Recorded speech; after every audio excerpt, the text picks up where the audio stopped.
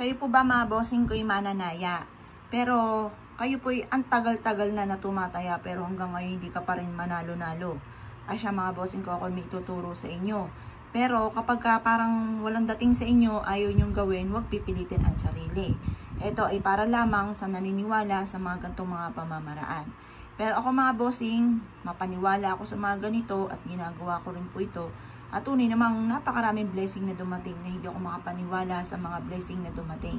Ngayon pa mga bossing, kung ikaw ay mananaya, itong aking i-share sa inyo, mainam na magawa ninyo. Mainam po mga bossing ko, gawin nyo po ito ng mga bandang alas 7 ng umaga. Kumuha po kayo ng buhok ninyo, kahit hindi gatong kahaba mga bossing ko ha. Kahit konti lang, kahit gaganyan lang. Pagkatapos or kaya sa may suklay po ninyo. Pero sigurado yung sa suklay ninyo, sa inyo talagang buhok po yun. Ngayon pa mga bossing ko, dahil baka yung sa suklay po ninyo ay may kasama ng buhok ng mga anak ninyo, hindi naman sila nataya. Parang sa inyo lang talaga ito mga bossing. At pagkatapos, kailangan nyo ng 3 bawang. Ngayon mga bossing ko, humarap ka sa gawin silangan ng mga bandang 6:30 or kaya po alas 7. At pagkatapos mga bossing ko, kayo ay magwi-wish mula sa inyong pong puso. Sabihin niyo po sa pamamagitan ng pampaswerteng aking gagawin, makakamit ko lahat ng aking mga pinapangarap.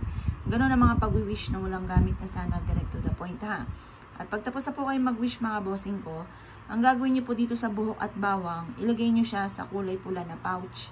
Or kaya po mga bossing ko, ilagay niyo sa isang papel na may pangalan ninyo. Tapos sulat niyo yung numero ng inyong tinatayaan. Pagtapos, tupiin nyo po ito at isabit nyo po ito sa main door. Kung sa laging pintuan kayo dumadaan, doon nyo siya lagi isasabit or doon nyo siya isasabit. Sa pinakamataas na antas ng inyong pintuan, doon nyo siya isasabit. Ito ay isikreto nyo na lamang ha. Kapag po may nakakaalam ng ganito ay may kumukontra. Kung gusto nyo ikay manalo, kailangan isikreto. At kapag ikay nag-wish, positive lamang, makakamtan ko ano man ang ninanais.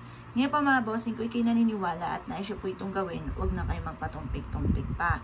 Makakatulong po ito upang sa ganon, masigit ka na swertihin sa buhay. Kung halimbawa man, ikaw ay hindi tumataya, pero pwede mo rin itong gawin dahil hindi lang ito para sa mananaya. Pampaswerte po ito, kung ikaw ay lagi minamalas, pampaswerte ito.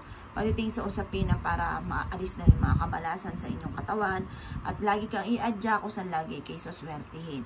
Asya mga boss, kapag napansin nyo po na, halimbawa, makalipas ng mga 3 buwan, palitan nyo yung bawang, lagyan nyo ulit ng panibagong bawang ha. Kasi kapag po yung natuyo na marami na siyang nahigop na negative energy, palitan nyo na lang muli yung bawang po natin. Or palitan nyo muli ang ating pampaswerte. At iyan po mga bossing ko ay makakatulong sa inyo para lagi kang i-adya kung saan lagi kayo suswertihin. Kung hindi man sa pera, ikaw swertihin.